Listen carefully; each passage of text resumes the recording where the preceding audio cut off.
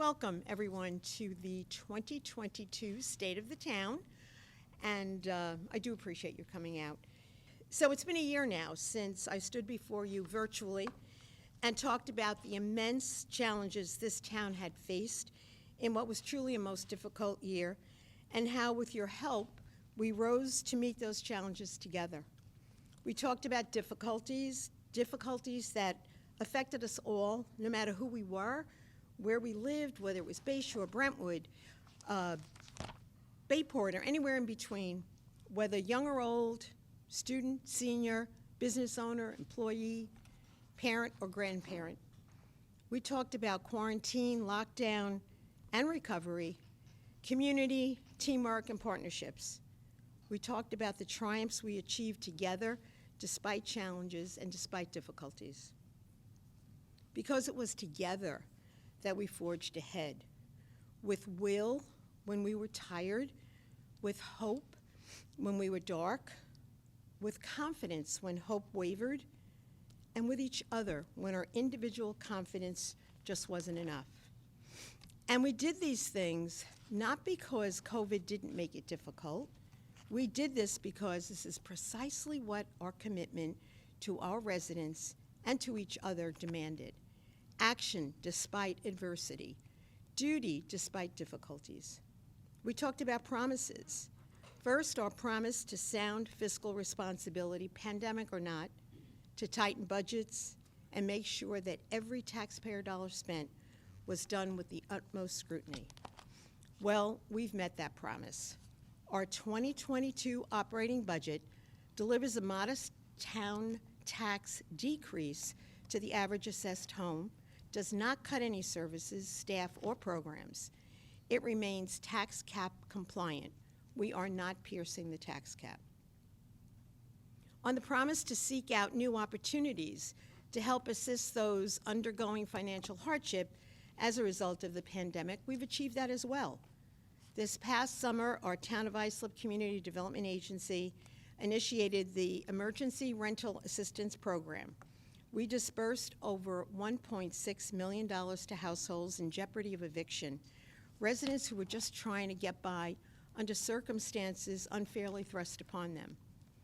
With ARPA funding, we recently launched the Town of Islip ARPA Business Grant Program, KIT, have to have an acronym, Keep Islip Thriving, allocating assistance for small businesses and local nonprofits who experienced hardships due to lost revenue because of the pandemic. These grants are now available to help them move forward. We talked about promises and we talked about new initiatives. And we renewed our commitment to focus on our environment and infrastructure and our local economy, senior citizens and our youth. And that's exactly what we did. Regarding our environment, we've continued to invest in green energy, including the installation of solar farms on our closed landfills in Holbrook and Hop Hog.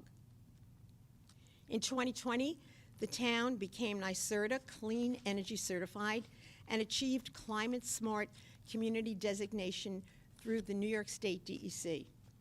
The town DEC is working diligently on our sustainability issues to identify high-impact action items to raise our Climate Smart Community ranking to Bronze Certified.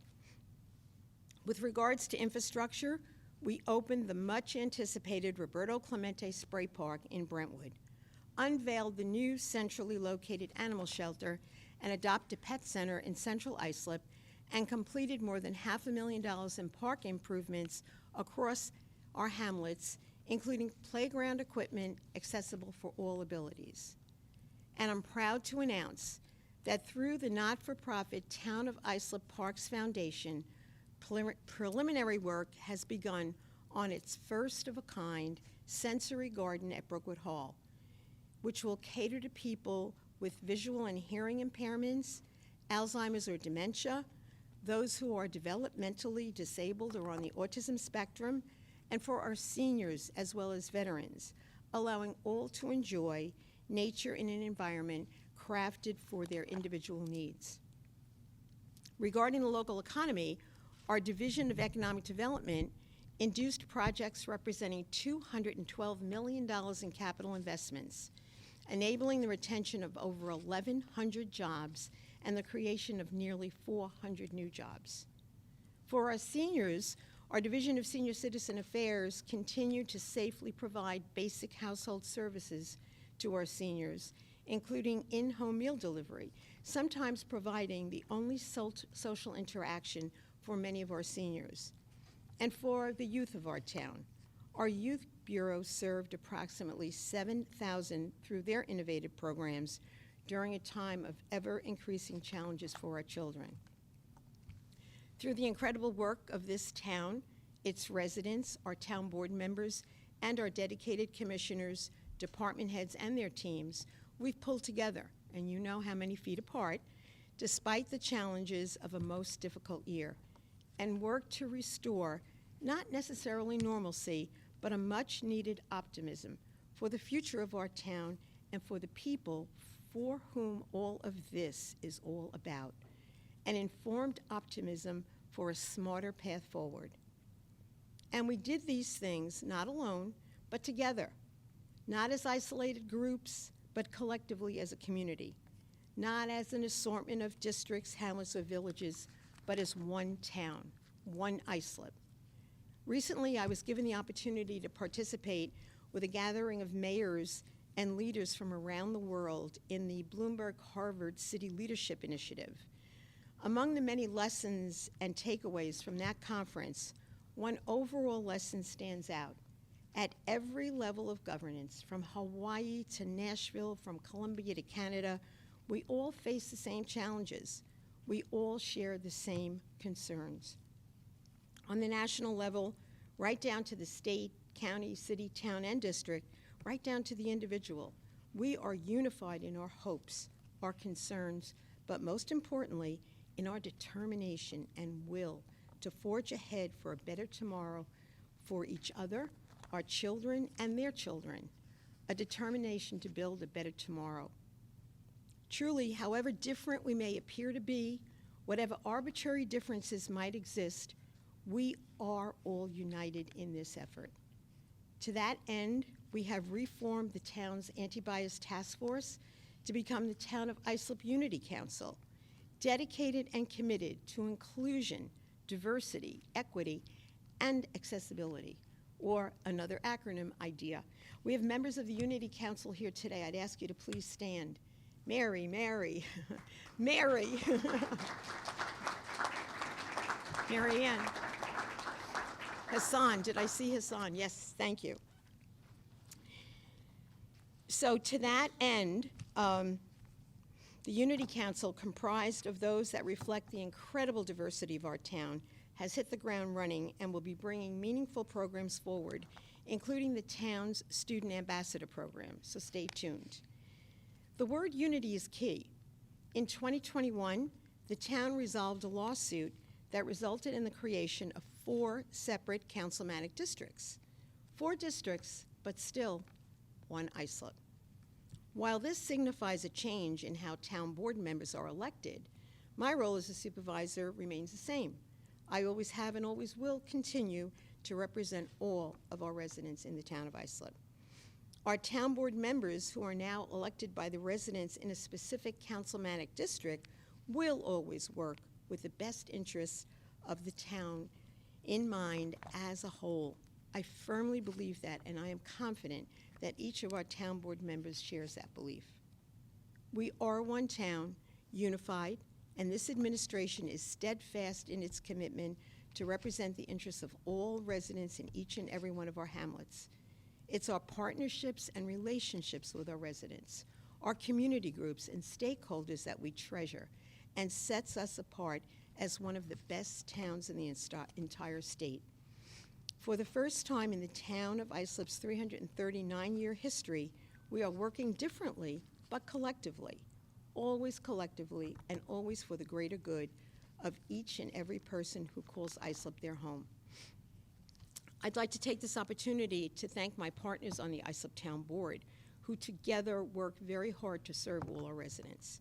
John Cochran, Mary Kate Mullen, Jim O'Connor, and our newest member, Jorge Guadron, as well as our town clerk, Olga Murray, and our new receiver of taxes, Andy Whitman, all working diligently on behalf of all of you. I am truly fortunate to work alongside such dedicated partners who take the interests of our entire community to heart, and they carry that awareness into the programs and initiatives that they help foster. Let's start with John. He's our senior member. Councilman John Cochran, a retired U.S. Navy captain who has headed up Veterans Initiative in his office for many years, and now he's taken it to the next level. He has taken over stewardship of our hometown servicemen and women. Last year, we instituted the Islip Town Veterans Advisory Board, a community-wide initiative to help our town's veterans here at home. Board members on the VAB include representatives from veterans organizations across our town. Together, alongside Councilman Cochran, these dedicated advocates and leaders serve to keep our veteran communities well informed on current issues and legislation. They also provide support to local veterans posts, assistance with the Northport VA Medical Center, and we are heavily lobbying the federal government to not cut funding to the VA, and our town board is totally unified in that effort. And they also provided COVID-related guidance and vaccination appointments to the heroes of Islip. This year, Councilman Cochran is continuing his mission to commemorate these heroes with the 2022 edition of the Islip Journal of War Veterans, featuring veterans who have served in the U.S. military between the periods of the First Gulf War through to the present War on Terror. On behalf of all of us in the town, allow me to take this opportunity to thank each and every member of our nation's military for their service and sacrifices, especially today, as we all focus and pray for those struggling in the Ukraine. We are and always will remain truly grateful. And thank you, John.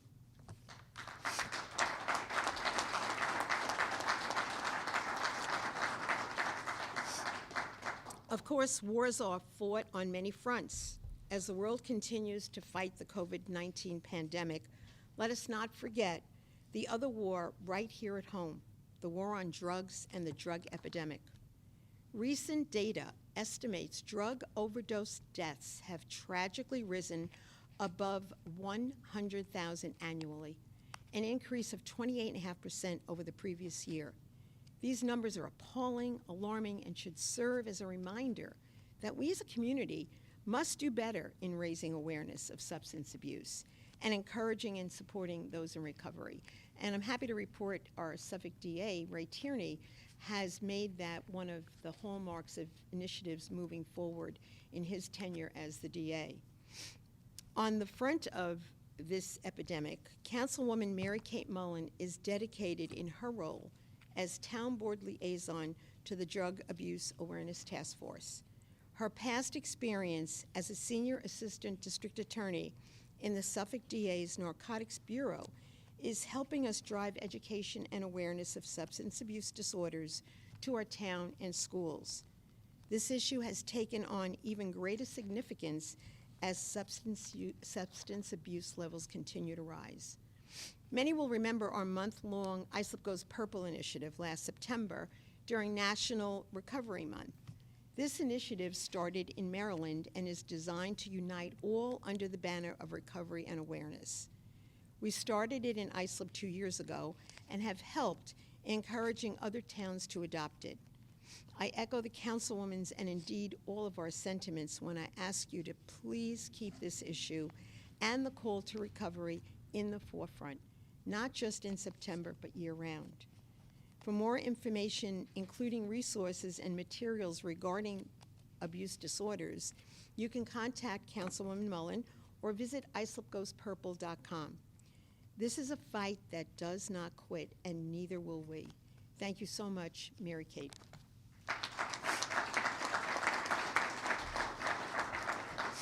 Undoubtedly, the pandemic has brought many added challenges to the community, not just tied to public health.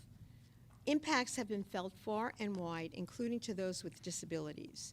Yet through it all, despite the added hurdles, our Disability Advisory Board, under Councilman O'Connor's leadership, has remained focused on improving the quality of life for Town of Islip's disability community. Councilman Jim O'Connor, who chairs our Disability Advisory Board, has continued in his dedication to the mission to address accessibility, seek equity, remove barriers, and promote opportunities for individuals with physical and sensory disabilities. He has assisted in producing a disability employment awareness and opportunity video series that consists of in-depth conversations covering educational, employment, and social equity opportunities. These have run on our public access Channel 18 network and are available to all on demand via the town's YouTube channel. We encourage you to have a look. Thank you, Councilman O'Connor, for your steadfast advocacy.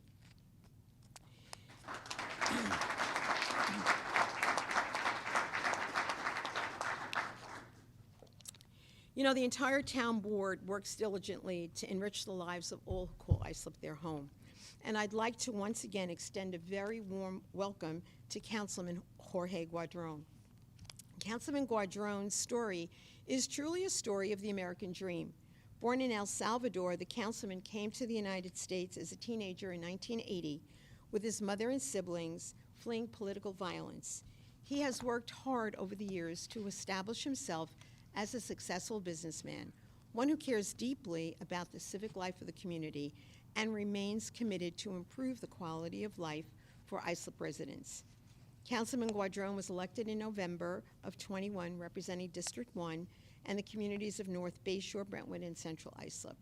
We certainly embrace this new chapter for our town.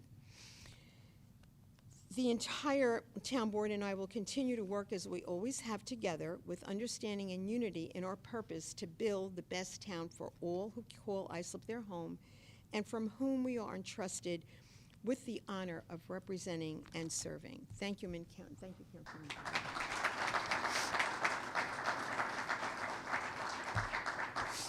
So, of course, the push for progress doesn't stop with the town board members. I'd like to give a very special thank you to our hardworking commissioners and department heads. They remain on the job 7 days a week, 24 hours a day, as many early morning and late night texts will attest. Please allow me to recognize them. Arthur Abadi, Director of Personnel in the Safety Office. Marty Ballou, our DEC Commissioner. J.R. DeCiccio, our Town Attorney. Ann Danziger, our Islip Town Assessor. Brad Hemingway, Foreign Trade Zone. Steve Kozin, our IT Director. Tracy Crute, Chief of Staff. Shelley Rose Arkin, Airport Commissioner. Joe Ludwig, our Controller. Tim Mayer, Youth Bureau Director. Olga Murray, Town Clerk. Tom Owens, DPW and Parks Commissioner. Tony Prudenti, Commissioner of Public Safety. Michael Rand, Purchasing Director. Caroline Smith, Director of Public Information. John Walzer, Economic Development. Andy Whitman, our Receiver of Taxes. And to Michelle Basson, Jim Brennan, and of course Mia Knapp for holding down the fort in the Planning Division. Each of these dedicated commissioners and directors and their deputies and their teams work so hard to keep the town of Islip running at its best for all our residents. It's truly my honor to come to work alongside them every day. And working in tandem with their teams, these commissioners and department heads have risen to meet the ever-increasing challenges in our pandemic-evolving world. Challenges like the ongoing challenge to maintain and continue to conduct business and essential services under circumstances that limited coming together. Many continued the initiative to implement new convenient online methods and further modernize methods and services for the digital age. Common sense upgrades that, pandemic or no, enhance our residents' ability to interact with local government today and moving into the future. At the Assessor's Office, we modernized systems to stabilize data management and retrieval, allowing petitioners to the grievance complaints electronically. In the Town Clerk's Office, who alongside our IT department initiated online form and application processing. You can now apply for dog licenses, block party permits, and other things like marriage records electronically. The Tax Receiver's Office established a drop box for payments and improved an online payment system to reduce the need for residents to gather in person. Their revamped online payment site is easier to use, mobile-friendly, and offers lower convenience fees. Of course, we owe much of our progress on this digital front to our Department of Information Technology, whose efforts have enabled us to adapt to the unseen challenges without slowing productivity. Their support has been instrumental in helping us keep the conversation flowing from our offices to your homes. And they've continued to keep us all connected, upgrading Wi-Fi across town locations. And this is a big town. In case you haven't heard, the third largest in the state of New York, as a matter of fact, with a total area of 106 square miles and a population of 340,000 with 1,300 miles of roadways. That's a lot to maintain. Just ask our Department of Public Works. Their Traffic Safety Division has implemented a number of traffic and safety improvements, including the School Zone Radar Sign Initiative, the LED backlit pedestrian sign safety action plan, bike lane designs, and traffic signal and pedestrian improvements in many of our hamlets. Under the supervision of DPW and Parks Commissioner Tom Owens, our iconic Town Hall cupola, which had unfortunately fallen into terrible disrepair, underwent a complete restoration and is now a symbol of great pride in our town. We've gotten so many phone calls about the cupola with it being lit. People drive by at night especially and really do appreciate it. The town hall roof has finally been replaced, permanently resolving damaging leaks throughout the building that's been going on for years. We continue working towards the construction of the first ever skateboard park in the town to be built at Roberto Clemente in Brentwood. Together with community input and our talented design consultants, who, it's worth noting, is the very one who designed the legendary skateboarder Tony Hawk's backyard skate park. Our goal, pending securing the final funding, is to complete this skate park as soon as we can. And thank you to the assistance of Assemblyman Phil Ramos. He secured a $250,000 New York State grant funding to help make this a reality. Thank you, Assemblyman Ramos. That's been really very helpful. So DPW had a busy year. I'm sure, Troy, as we haven't forgotten the fair share of storms that we've had here to contend with, including a late January snowstorm that left over a record-setting 2 feet of snow. It was so encouraging to hear on News 12 in the morning that Islip, broke records. Our DPW crews, assisted by Parks, Public Safety, and DEC, were out in full force, clearing our 1,300 miles of roadway. And it really was a partnership. The departments really came together, and I really appreciate, and I know we all do, I speak for the town board when I say that. There's a renewed commitment, thank you, town board, to continue our paving program, along with addressing the ever-increasing drainage issues we are facing townwide. And of course, there were the perennial potholes to deal with, and to date, we've filled over 30,000. Indeed, it's been business as usual for many of our departments, not because COVID didn't present an obstacle, but because our commitment to progress demanded it. Our Department of Environmental Control has continued pet adoptions at our town-owned animal shelter. Since the onset of the pandemic, 718 animals have found their forever home through our shelter. And in late fall, we celebrated the opening of our new state-of-the-art animal shelter and adopt-a-pet center. During the pandemic, we built an animal shelter. Thank you, Marty. And while navigating the difficulties of one crisis, they made sure not to lose sight of another, still managing to pick up garbage despite an increase in collections with so many residents working from home. In 2020, there was a 30% increase in garbage collection. And as people started going back to work, it went down, but it's still 10% over what it had been in the past or normally has been. Following through with our unwavering commitment to environmental preservation and renewable energy, DEC continues to expand the town's aquaculture beyond just shellfish to include sugar kelp, as well as leasing all available parcels. We are now at an astounding 37 million blue point oysters and hard clams. Each oyster cleaning up to 50 gallons of bay water a day, and each clam cleaning 30 gallons of water. The shellfish cultivation facility is in a position to become the premier supplier of quality seed for the growing demands, not just on Long Island, but around the Northeast. Our Department of Planning has also forged on, orchestrating several projects and studies, including the Bayport Hamlet study, extensive sidewalk improvements, especially in Brentwood, in addition to working with internal departments and agency to design and implement building upgrades at Town Hall, which were long overdue and were finally being addressed. And when restrictions changed, our dedicated planning department continued to update the tent and outdoor dining permitting process, often turning permits around in a day, no permit fees, so that restaurants throughout Islip could meet state guidelines, a lifeline for many. Those outdoor dining permits have once again been extended through January of '23. Likewise, our Economic Development Department, along with our Industrial Development Agency and Economic Development Corporation, is busy. In the year ahead, they plan to induce 15 new projects and close 10 new ones, as well as meet many new companies to develop expansions that will help reignite our economic engine. They'll also be working with our small businesses to process the KIT, Keep Islip Thriving Small Business Grants. And I urge everyone, go to the website, all the business owners and not-for-profits that are out there, and please fill out the applications.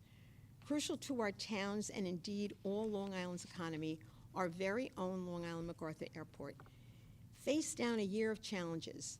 Thanks to Commissioner Shelley LaRose Arkin and Deputy Commissioner Rob Schneider and their entire team, the airport immediately addressed health and safety concerns. Remember, our airport was the first in the world to install CASPR, the Continuous Air Service Pathogen Reduction System, units throughout the terminals. The first airport in the country to install Silver Defender antimicrobial films on all high-touch surfaces, and was one of the first airports to put in a PPE vending machine. And despite the limitations on the air industry imposed by the pandemic, a lot of new and exciting air service has commenced at MacArthur. Southwest Airlines began flying nonstop to Nashville, Tennessee last June. Frontier relaunched its service to Fort Lauderdale. And last but certainly not least, the founder of JetBlue, no, JetBlue is not coming to Islip, but the founder of JetBlue launched service from Islip with his fifth airline, Breeze Airways. They are flying nonstop to Charleston, South Carolina, and Norfolk, Virginia. In addition, Breeze will be offering one-stop service to New Orleans, with more to come. And it's my pleasure to announce today that at the end of the month, Frontier Airlines will once again resume direct service to Raleigh-Durham. So things are happening there. So make your vacation plans, spread the word to your family, friends, and neighbors. If you want more destinations, we need to fill those seats. That's so key. It really, really is. And I want to shout out to the HIA. When we were trying to demonstrate that there is a market here to the air service carriers, the HIA commenced a survey to their members, and we got a tremendous response. And that data was very, very helpful, because the airlines, they want to see data now. They want to know that they can be profitable. So that initiative on behalf of the HIA was very helpful. To the credit of all involved at our wonderful airport, and the Airport Advisory Board is very well represented here today. I see Mitch Pally, who chairs it, and Donna Morovic is on it, and I think Victoria Ryan is also a member. There may be some other members of that board. But to the credit of all involved, MacArthur Airport has twice been selected as one of the country's top small airports, ranking 6th in 2020 and moving to 4th in 2021 in USA Today's 10 Best Reader's Choice Small Airports. So the challenge is out there. When that survey comes out this year, I'm expecting all of you to check off Islip. Indeed, COVID put a strain on many facets of life. In many cases, sadly, some of our needs individually and as a community were not met. Despite this, we went to work to create new programs, where needed and promote existing ones. Programs like those started by our Youth Bureau, who ran clothing and supply drives for underserved community members. The Emergency Child Care Program for essential workers run by YES, Youth Enrichment Services, and we're joined today by their Executive Director, Mary Ann Pfeiffer. They helped our local heroes and essential workers when they were helping us. Our staff here at the town pulled through for the Salvation Army again, and in 2 years adopted 120 angels, helping serve and provide toys and other things for those families. Our Department of Parks, Recreation, and Cultural Affairs modified many of its programs. Along with the support of the town board, the initiative for a professional assessment of all of our marinas and docks, many aging and in need of repair, was finally completed. It gave us a roadmap to what marinas needed help first. In 2021, the town board unanimously approved the Atlantique Marina contract to Strong's Grover, bringing nearly 150 years of combined marina operation experience to Atlantique. The 2021 season was a huge success, and in 22, the operator plans to continue improvements to the bulkheading and the ferry dock, further enhancing the experience for all visitors to Atlantique. Our widely popular Get Fit with Nick exercise video series kept seniors moving when the senior centers were closed to the public.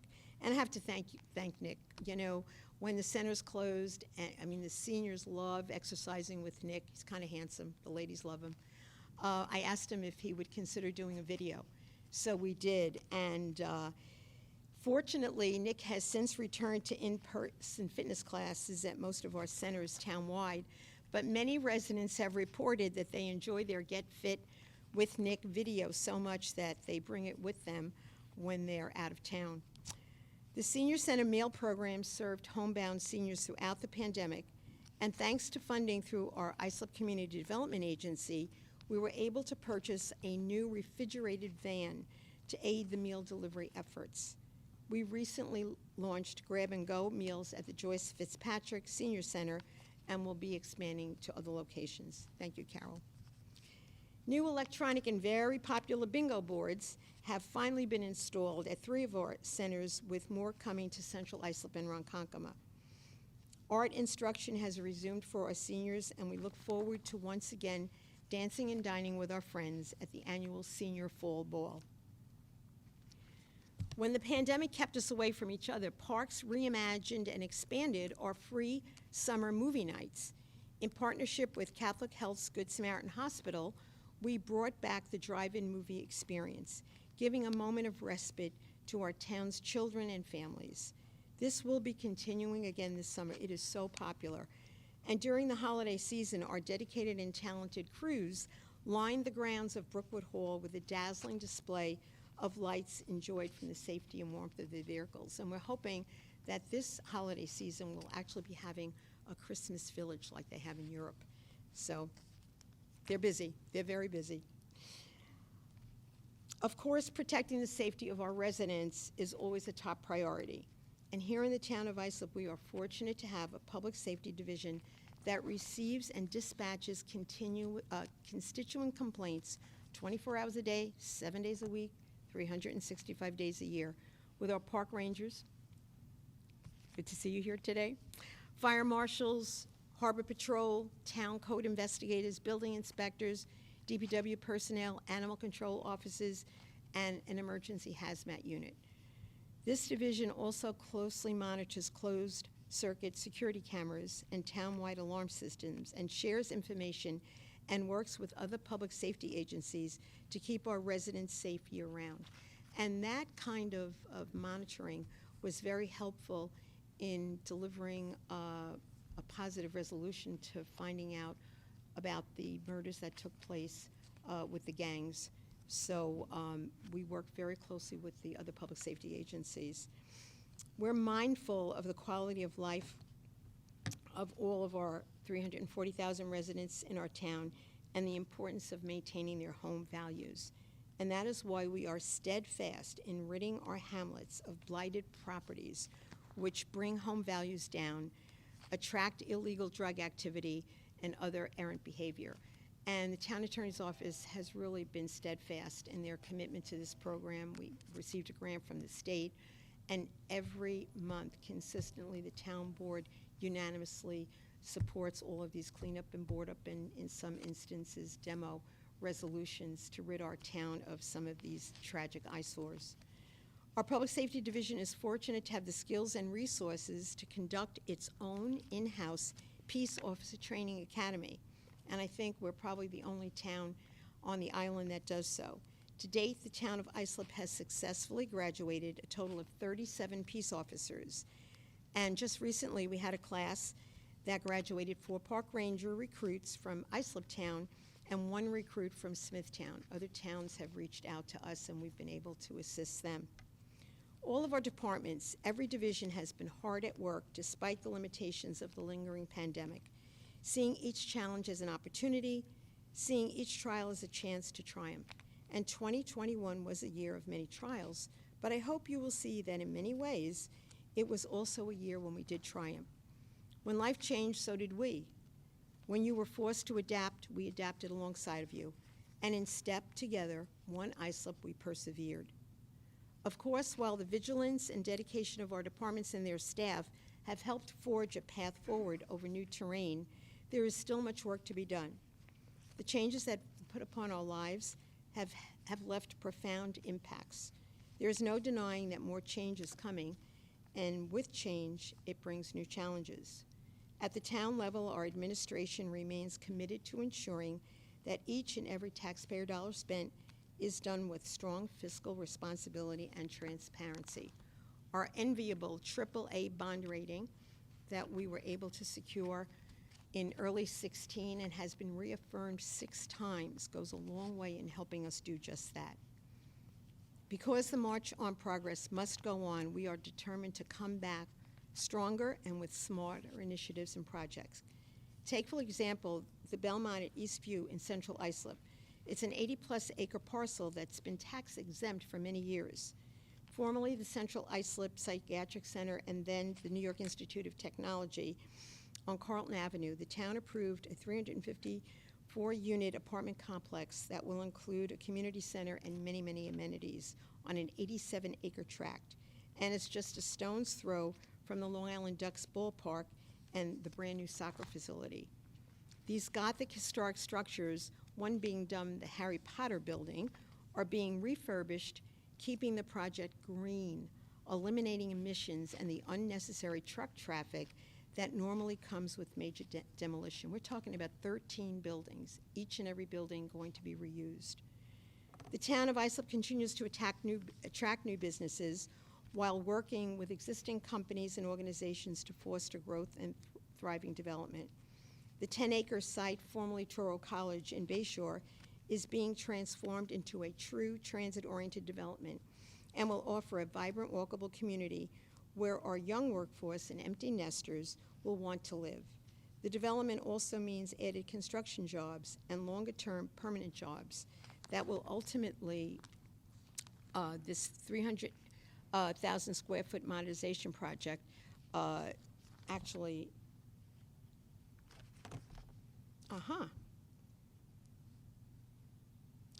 This project, I don't have the exact size of it, but it's on 10 acres, also means it will be adding construction jobs and longer-term permanent jobs. So these pages are out of order if you haven't figured that out yet, so I'm going to wing it. And when we're talking about projects, one of them being the modernization project at Good Samaritan Hospital. That's 325,000 square feet, I believe, from memory. And it will bring updated surgical facilities and single patient rooms when it is completed. Justin Jason from Good Sam is here, so if I'm wrong on any of those details, he'll fill you in after.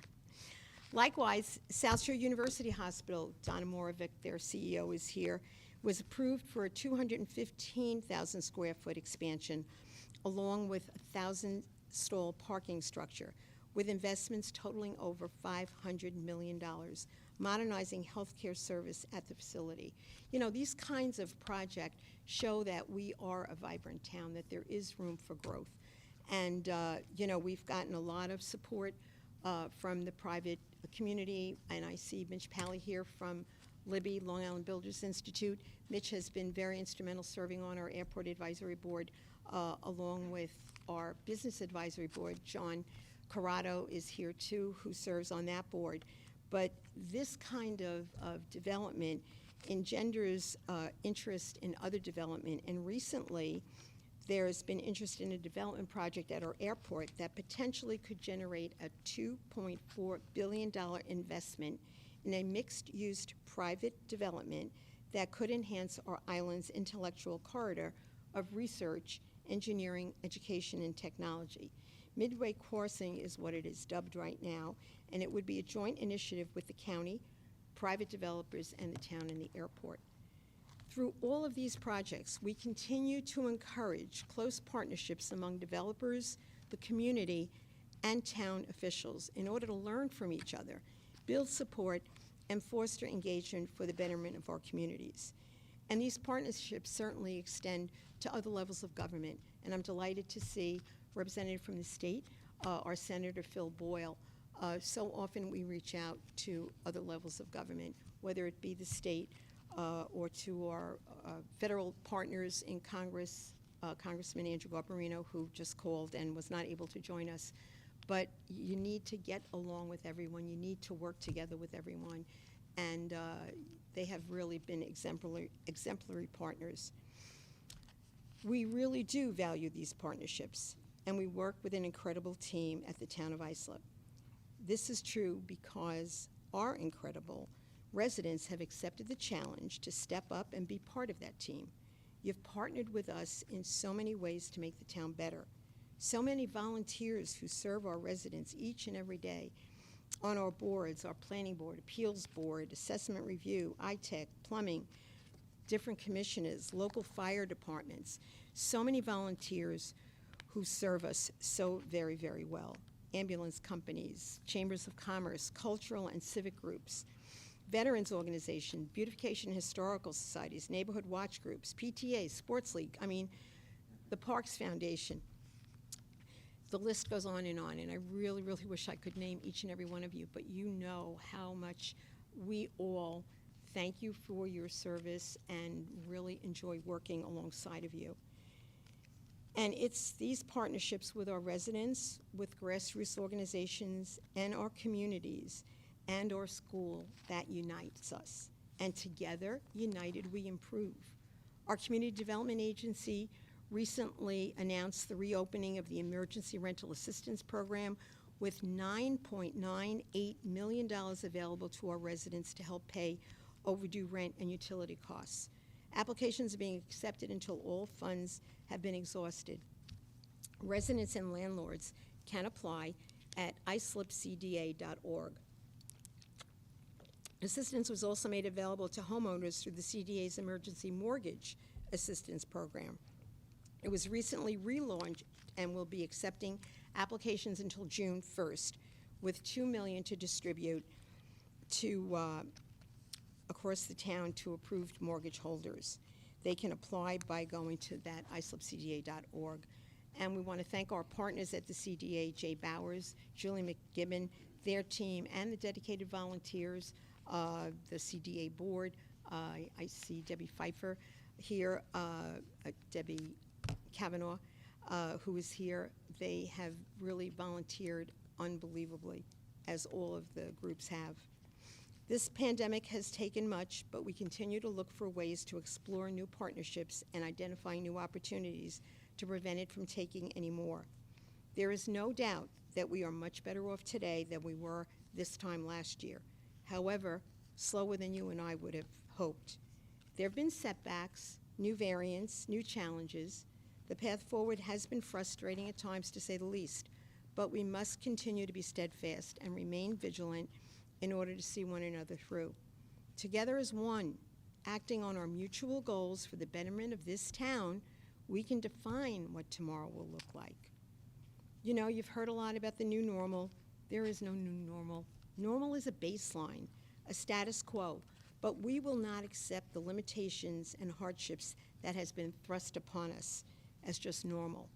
Rather, we'll work within these limitations, wiser, smarter, stronger than before, to help create a better future for this town.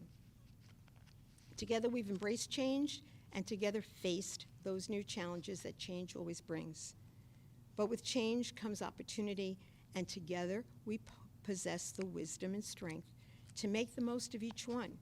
The wealth of diverse and strong-willed peoples of this community has unified this town when external forces were poised to drive us apart. I'd like to share a quote from a poet, a peacemaker, and philosopher, Matty Stefanak, who wrote, "Unity is strength. When there is teamwork and collaboration, wonderful things can be achieved." Matty was just a youth when he wrote that. So let's take those words to heart. When there's teamwork and collaboration, wonderful things can be achieved. Unity is strength.